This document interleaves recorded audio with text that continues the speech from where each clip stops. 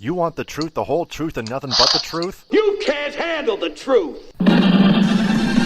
Well, we're giving you the Michigan Sports Truth, the show that reveals facts, truth, research, and statistics and never messes around. We lay down the entire truth about everything regarding your Detroit and Michigan sports teams, no matter if it's good or bad. No junk, no entertainment, no homerism, no coddling, no pop culture, no opinions, no shilling, and no fluff. Head over to our website at MichiganSportsTruth.com, follow us on Twitter at Michigan_Truth, and like our Facebook page, The Michigan Sports Truth.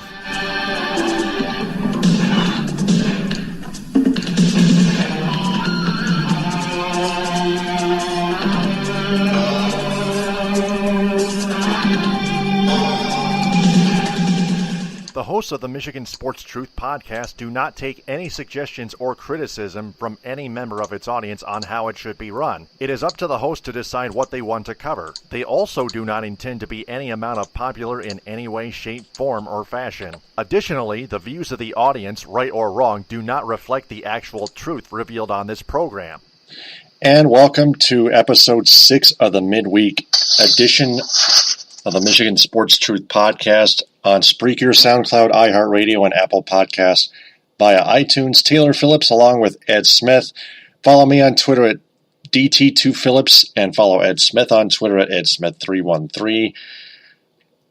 Just got 3 teams to cover, not very much to cover in this week's midweek episode, but another serious event involving Michigan State University in it, and has something to do with kind of the same thing, except yet another player that used to be a Cotton Bowl winner and a Rose Bowl winner. Let's dive into that one. Touchdown, MSU! Current Houston Texans running back Keith Mumphrey, a former Spartan, a wide receiver rather, not a running back. Keith Mumphrey is suing Michigan State University over his dismissal in 2016. According to Ken Palmer of the Lansing State Journal, Mumphrey was banned from the school due to a 2015 sexual assault allegation. Michigan State University said he violated the relationship, violence, and sexual misconduct policy, although he was never charged with a crime. Mumphrey said in the lawsuit that the dismissal has caused NFL teams to pass on signing him, and that it prevented him from finishing his graduate degree. The Texans select Mumphrey at the 5th round of the 2015 NFL Draft. Spent 2 seasons with the team and was primarily used as a return man before his release in 2016. The Texans released him. So Mumphrey says his release was a direct result of his dismissal from the school, and that other teams have steered clear of him because of it. The woman who said Mumphrey sexually assaulted her also has an active lawsuit against Michigan State, per Palmer. In her suit, the woman alleged that Mumphrey was allowed to attend 2 university-sponsored events after his dismissal. She added that she was not notified about Mumphrey's presence at the functions. Mumphrey is currently banned from the MSU campus until 2019. That's next calendar year. His lawsuit noted that he will likely be barred from finishing his degree at other universities due to the manner of his dismissal from Michigan State. So that's the end of that one. But this is another serious MSU fallout. Yeah, it's just another example of the hits keep on coming. Not to mention with elements of this regarding sexual assault taking place, whether it be by a player, but still it has the name of the school attached to it. So, of course, automatically it's going to conjure up images and feelings, not just left with the Larry Nassar situation, but also what's come to light recently in allegations regarding the football and basketball program. So you hear about this situation coming about. On top of that, with the other lawsuit that's going around, it's just timing could not be any more worse than what it already is for Michigan State University as a whole. Yeah, absolutely. And we're going to keep an eye on that stuff for even more to come, in case there is any. So, just a lot of controversy on that department, too, for Keith Mumphrey. So, just moving on here, speaking of football. Touchdown, Detroit Lions! The NFL will not discipline head coach Matt Patricia for his sexual assault allegations in 1996, speaking of which.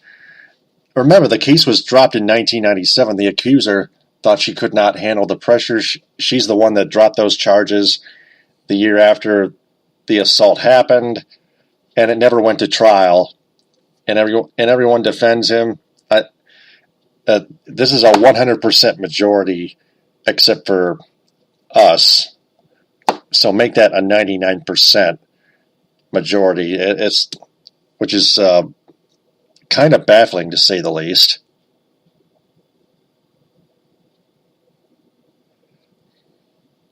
So Ed, it's very inevitable. Yeah, very much so. Mm-hmm. So, not much to see there.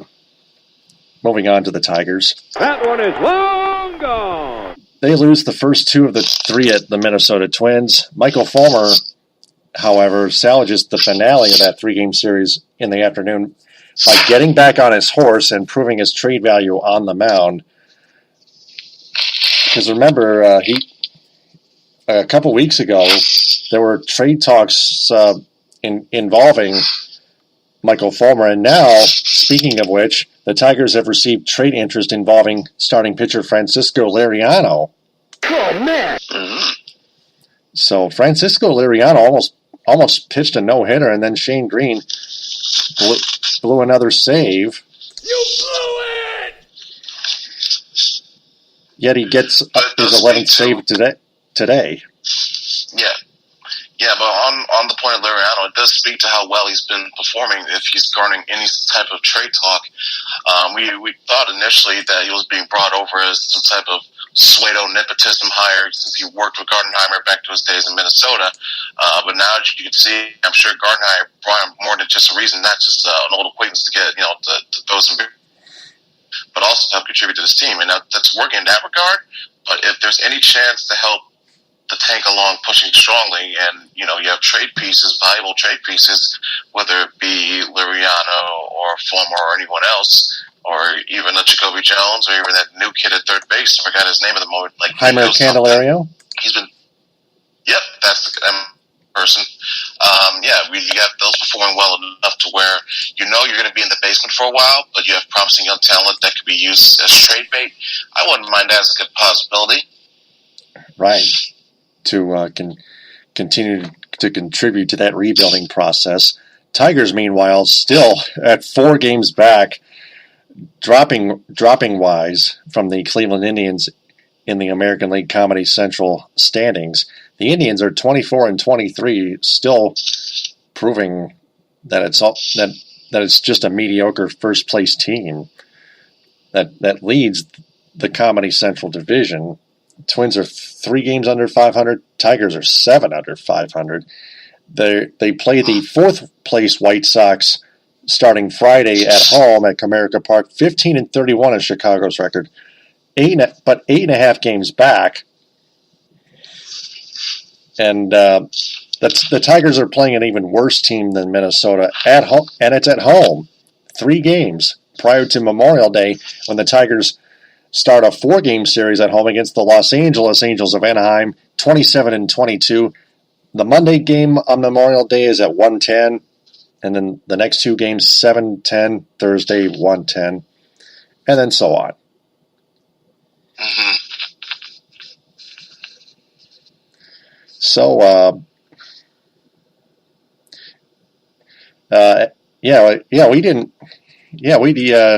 there wasn't much to cover this half week. So, any final thoughts? Basically, to piggyback on the Patricia situation, I felt the sense that this was an inevitable decision that was going to happen by regards in terms of the NFL declaring that there was no quote-unquote wrongdoing being done here. But it all seems kind of shady, like they wanted to sweep this under the rug and get it over as quickly as possible. Yep. Now, Patricia, he may, in one sense, take a big sigh of relief because this is, in a sense, a case closed matter deal situation. But on the other hand, that this is going to have some lingering effects, some ripple effects, maybe that people will have at the back, and that question have at the back of their mind regarding the conduct of the Lions head coach and whether he'll get asked about it again or not. I don't think this is some type of issue that's going to be going away anytime soon, or that's something that will be easily be forgotten about, especially if you're Matt Patricia. Yeah. Mm-hmm. So, yeah, I agree with all that. A lot of shady stuff going on around here, swept under the rug.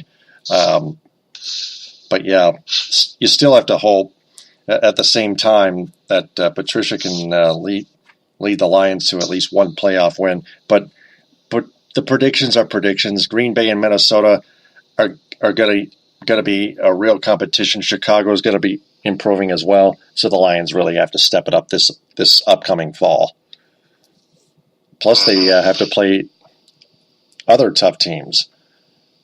So that's episode 6 of the midweek edition. Before we sign off, we want to remind everyone to share this episode and our entire podcast on social media and have their friends share that as well, because we want to tell them that the Michigan Sports Truth podcast is searching for a wider audience that is fans of sports, especially our teams in the state of Michigan. So please spread the word about the Michigan Sports Truth podcast on Spreaker, SoundCloud, iHeartRadio, and Apple Podcasts via iTunes, its Facebook page, The Michigan Sports Truth, and its Twitter handle at Michigan_Truth.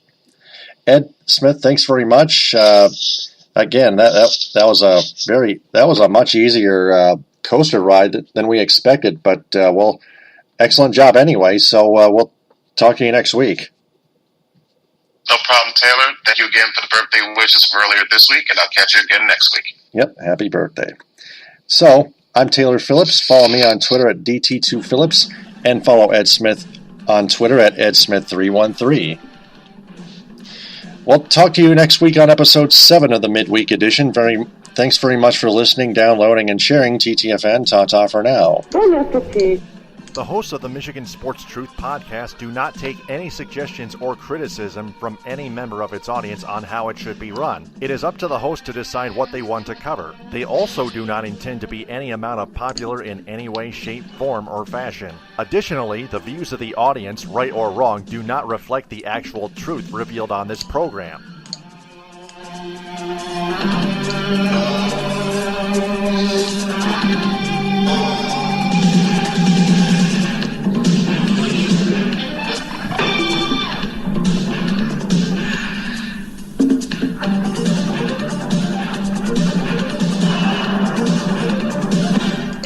Transmission complete.